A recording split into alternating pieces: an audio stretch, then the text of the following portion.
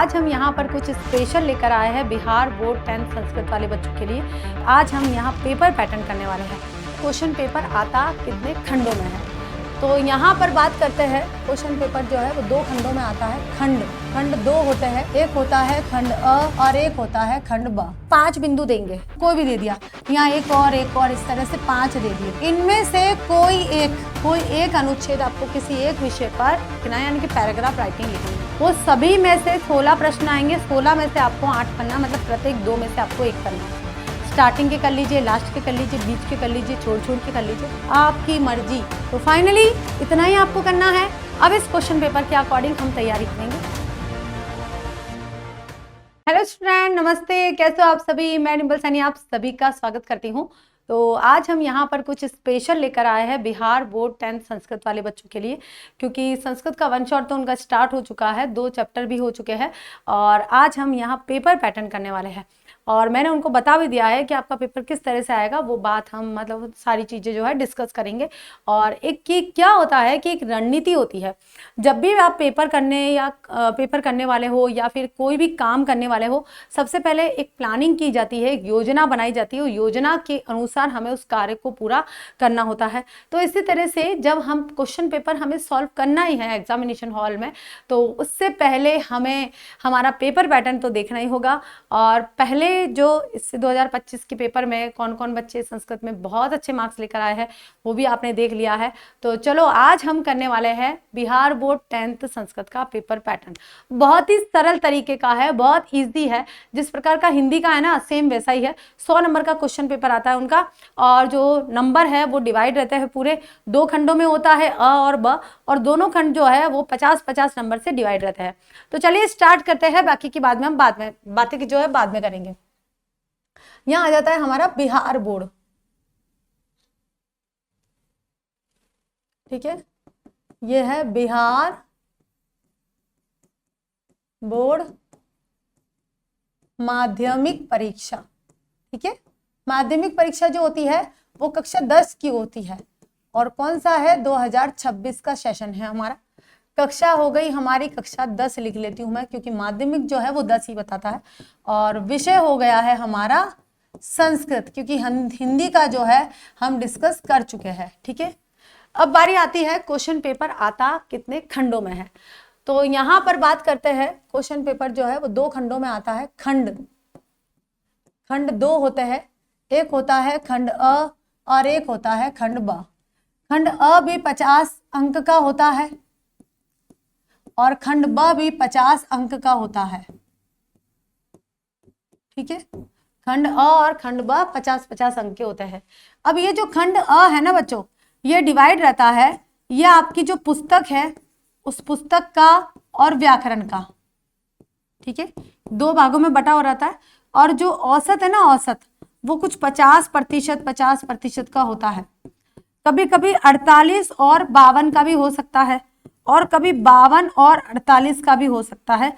ये कोई जरूरी नहीं है कि 50 क्वेश्चन इसी के और 50 क्वेश्चन इसी के ही आएंगे, ऐसा कोई जरूरी नहीं है। ये 48-52 का हो सकता है, 52-48 का होता है, 50-50 का हो सकता है, कैसे भी हो सकता है। तो मतलब आधे क्वेश्चन, लगभग आधे क्वेश्चन आपके व्याकरण के, लगभग आधे क्वेश्चन आपके बुक के आएंगे। अब बच्चों देखिए, 100 क्वेश्चन आएंगे। कुल प्रश्न कितने होंगे, प्रश्न जो है वो कुल 100 होंगे। 100 में से आपको 50 करने हैं। 100 में से कितने करने होते हैं आपको, कुल 50 प्रश्न करने होते हैं, इससे ज्यादा आपको नहीं करना है, ठीक है। तो ये तो था आपका अखंड में एमसीक्यूज ही आएंगे, और ये होता है आपका बहुविकल्पात्मक प्रश्न।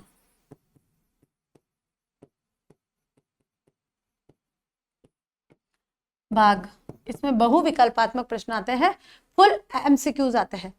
तो एमसीक्यूज आते हैं, उसमें से आपको 50 करने होते हैं। अब ये आपके ऊपर है कि आपको 25 कैसे करने हैं, 25 कैसे करने हैं, या 50 के 50 आपकी बुक के करने हैं, 50 के 50 आपको या फिर आपके व्याकरण के करने हैं, ये आपके ऊपर होता है, ठीक है। अब बारी आती है दूसरे खंड की तरफ, और ये पूरा जो पूर्णांक होता है ना, प्रश्न पत्र पूर्णांक, ये जो होता है पूरा का पूरा 100 अंक का होता है। कितने अंक का होता है बच्चों, 100 अंक का होता है ये पूरा, पूरा क्वेश्चन पेपर जिसको पूर्णांक कहा जाता है, ये 100 अंक का होता है, 50-50 नंबर जो डिवाइड हो गए। अब हम यहाँ अखंड आपको अच्छे से क्लियर हो चुका है, अच्छे से समझ में आ चुका है। अब हम यहाँ पर ब खंड डिस्कस करेंगे। तो ब खंड जो होता है हमारा पूरा पूरा सब्जेक्टिव होता है। खंड ब पूरा का पूरा सब्जेक्टिव होता है, ठीक है, और ये 50 अंक का ही होता है। इसमें आ जाएगा प्रश्न संख्या 1। प्रश्न संख्या 1, प्रश्न संख्या 1 जो है वो 2 भागों में बटा होगा, क और ख, ठीक है, 2 भागों में बटा होगा। इसमें भी संस्कृत गद्यांश,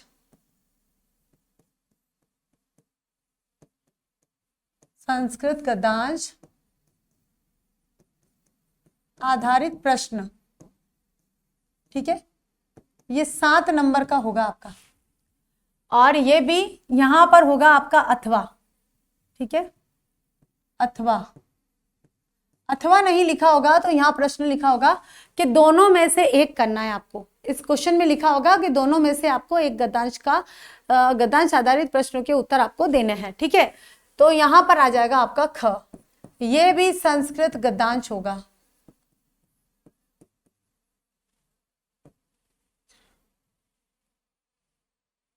संस्कृत गद्यांश आधारित प्रश्न, और ये भी बच्चों 7 नंबर का होगा। कितने नंबर का होगा? 7। दोनों में से आपको एक करना होगा, क्वेश्चन नंबर 1, मतलब 7 नंबर का ही होगा। प्रश्न संख्या 1, उसमें क और ख दोनों डिवाइड है, इसलिए इसमें बताया है। अब आ जाएगा प्रश्न संख्या 2, ठीक है। प्रश्न संख्या 2 में बच्चों क ख, ये हो गया क, ये ख, ये ग और ये घ, 4 लिखे होंगे, 4 पत्र होंगे। ये कितने होंगे? 4 पत्र होंगे। 2 पत्र औपचारिक, 2 कैसे होंगे? औपचारिक पत्र, और 2 अनौपचारिक पत्र,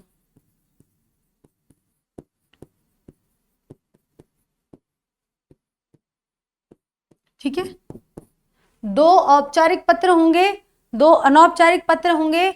इसमें से या तो 2 औपचारिक कर लेना या फिर 2 अनौपचारिक कर लेना। यहां अथवा होगा, 4 पत्र दिए होंगे, या तो आप दोनों औपचारिक कर लो, दोनों अनौपचारिक, या फिर आप एक औपचारिक कर लो, एक अनौपचारिक कर लो, आपकी मर्जी, जो आप करना चाहो।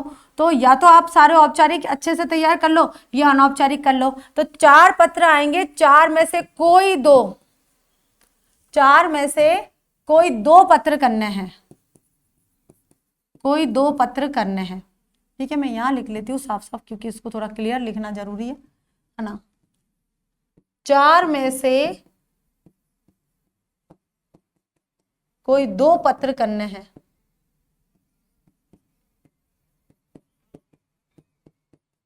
ठीक है,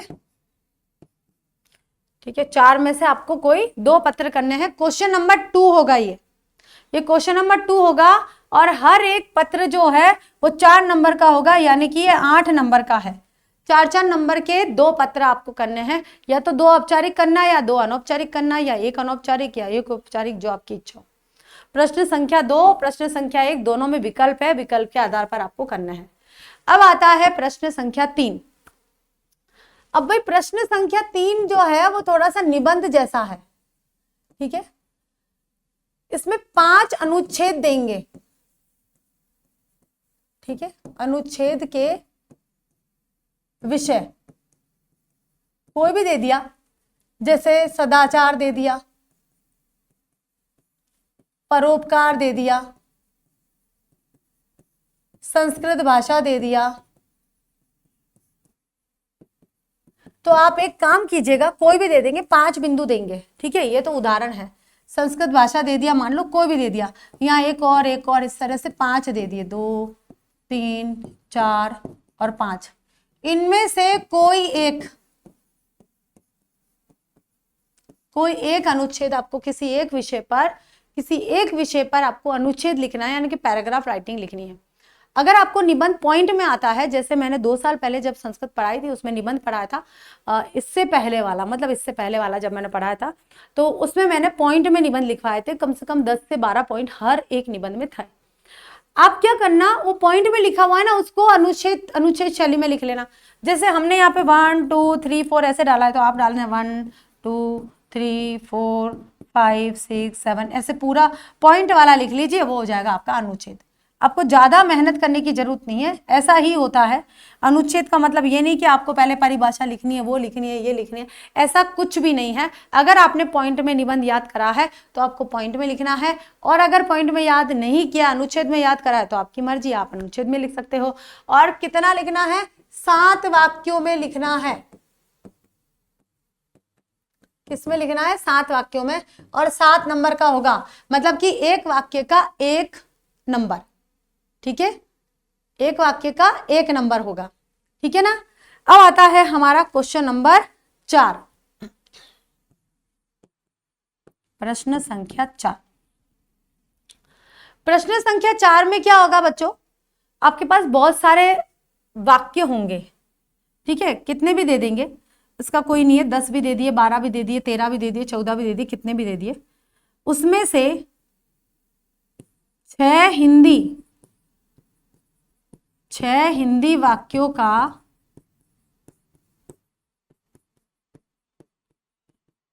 संस्कृत में अनुवाद। ये पता है, ये अनुवाद सभी बोर्ड में है, इसलिए एक अनुवाद की क्लास स्पेशल लेनी पड़ेगी, क्योंकि बच्चों को समझ में तो आना चाहिए कि वो कर क्या रहे हैं। 6 हिंदी वाक्यों का संस्कृत में अनुवाद करना है। कोई भी 6 हो सकते हैं, अब ये 9 में से भी 6 हो सकते हैं, 10 में से भी 6 हो सकते हैं, कैसे भी हो सकते हैं। ठीक है, 9 में से 6 आ गए, 9 वाक्य दे दिए, 6 में करने हैं, 10 वाक्य दे दिए, 6 में करने हैं, और ये भी 6 नंबर का ही होगा, मतलब एक वाक्य 1 नंबर का। सारे नहीं आते कोई दिक्कत नहीं, 2 आते, 3 आते, 4 आते, 5 आते, जैसे भी आते हैं, आधा आता है, पूरा आता है, जैसे भी आता है आप कीजिएगा, छोड़ना कुछ भी नहीं है। ठीक है, अब आता है बच्चों हमारा क्वेश्चन नंबर, यहाँ लेंगे भाई, एक स्लाइड हमारी कम पड़ गई है, चलिए लास्ट क्वेश्चन है वैसे तो, इसके बाद खत्म। 5 ही क्वेश्चन आए हैं इसमें, सब्जेक्टिव में आपके 5 ही क्वेश्चन है, और 5 क्वेश्चन में पूरे 50 नंबर बन जाते हैं। पता है कितने नंबर बन जाते हैं, पूरे 50 के 50। अब क्या होगा बच्चों, देखिए प्रश्न संख्या 5,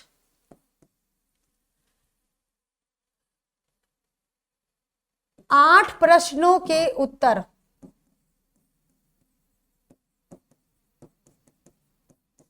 हिंदी में दीजिए।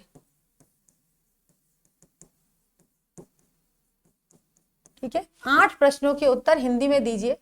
16 प्रश्न आएंगे बच्चों, 16 में से 8 प्रश्नों के उत्तर आपको देने हैं हिंदी में, और ये आपके टेक्स्ट से रिलेटेड ही आएगा। द्रुत वाक्यम से बहुत कम आता है, न के बराबर आता है। पीयूषम भाग 2 से ही आएगा। पीयूषम भाग 2 में जितने भी चैप्टर है आपके, सारे के सारे पार्ट, चाहे वो निबंध हो, चाहे वो कविता हो, चाहे वो काव्य हो, चाहे वो कहानी हो, कुछ भी हो, ठीक है, किसी भी तरह का हो, वो सभी में से 16 प्रश्न आएंगे। 16 में से आपको 8 करना, मतलब प्रत्येक 2 में से आपको 1 करना है। स्टार्टिंग के कर लीजिए, लास्ट के कर लीजिए, बीच के कर लीजिए, छोड़ छोड़ के कर लीजिए, आपकी मर्जी, आपकी इच्छा है, आप कैसे करना चाहते हो। ठीक है, तो ये आपका, और ये देखिए 8 नंबर का होगा। एक वाक्य, एक प्रश्न जो है, सॉरी 8 दूना, नहीं, ये 2 नंबर के, मैंने पहले ही बताया था 2 नंबर के होंगे।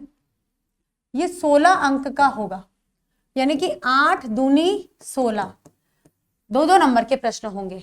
ठीक है, तो ये था आपका छोटा सा question paper, Bihar board 10th class Hindi वाले संस्कृत वाले बच्चों के लिए है।